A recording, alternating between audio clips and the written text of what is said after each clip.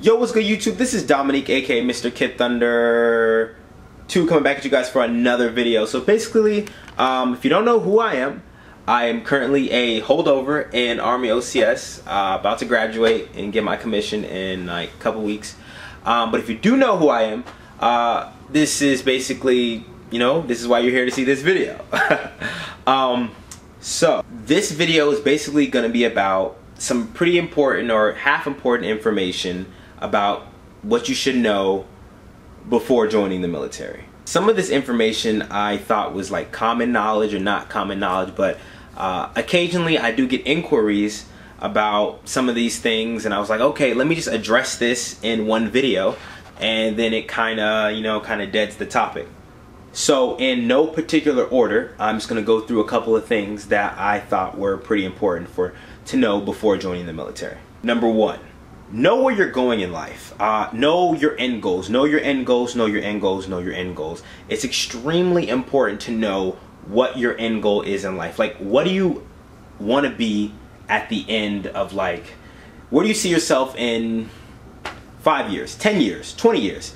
With that information, it's easier to plan out if you should join the military. You can look at the military benefits, healthcare, jobs, experience, and things like that. And with this, you're more prepared. You're a lot more prepared to make the decision to join the military. A lot of people, I feel like, hit me up and ask if the military is for them. It's a really good decision. Well, if you know, say for example, you want to be an IT manager in 5 years. Okay. Well, if you join the military join the Army, as one of the very popular 25 series, maybe like a 25 uniform or something like that. You do that for 4 years as your in your enlistment contract. You come out into the civilian world with experience. You come out, maybe you get a job making like 40, 45, and then work for maybe about another year. And so you've got 4 years in the military, 1 year experience, then you can probably apply for some type of assistant manager or general manager positions as an IT person. So basically what I'm saying is just knowing your end goals and what you want to do with your life and where you see yourself in a couple years can greatly give you a good advantage in joining the military. Number two, knowing the amount of money you're going to make in the military is extremely important. People will hit me up and say, hey, I'm doing this in my city and then I want to join the military. Will I make more money? All the payment information for how much like anybody makes in any rank at any time in service is available on the internet. So you can just literally look it up and see how much anybody makes. For example, if you're stuck in your house and your job is not paying you that well, say you're only making like, you're not making that much. You're making like $350 every 2 weeks, right? So you're probably, your gross is probably $350 every 2 weeks. Growth for a month, your gross amount, adjusted amount for a month is $700. Maybe you got taxes out of there. Maybe you bring home like actually $600 a month. So you're like, okay, well, if I join the military, how much money will I get?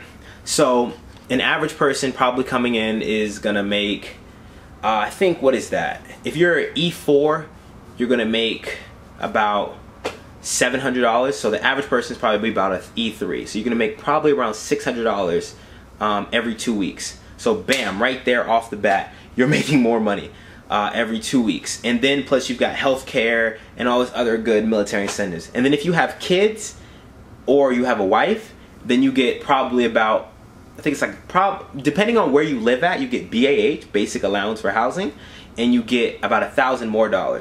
So you could literally come in with kids and a wife and be bringing home like $1,400 a month probably for the average person. I don't want to make any accusations like you're gonna make all this money when you get in the military. You're gonna make all this money, but you'll probably do well, probably a little bit better, especially if you have kids or a wife. Number three, knowing the MOS and how it transfers out to the civilian world is extremely important. And it can be used, with common sense. If you, say for example, say for example, if you are trying to do cybersecurity, right? Great job that's going to transfer out to the civilian world. Basically, common sense is going to tell you what's going to be in need and what's not going to be in need.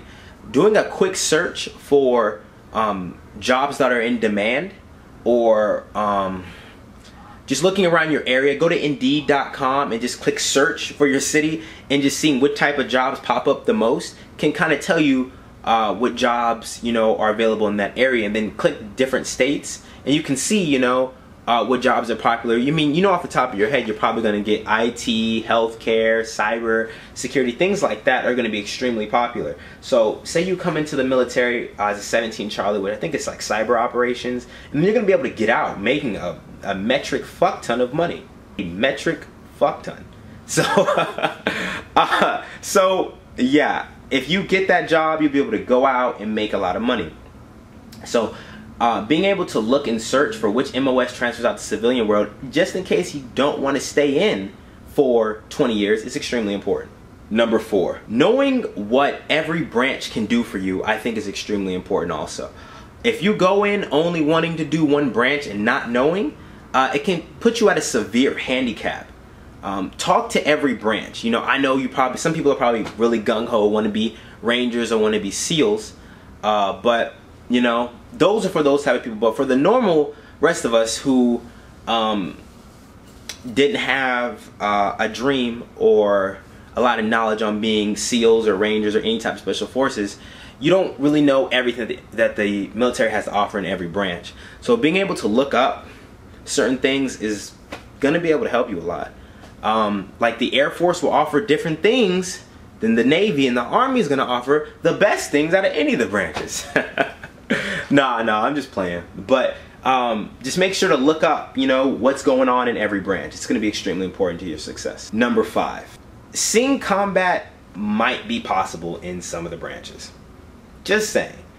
Even some of the non-combat MOSs. Seeing combat might be possible. Now, if you're going to do, like, in the Army, there's a job called 92 Alpha, which is an HR specialist, you're probably not going to see any combat. Just saying. Probably not. But so pretty much use common sense and think like, okay, even if I do deploy, like how much combat do I really think I'll be seeing?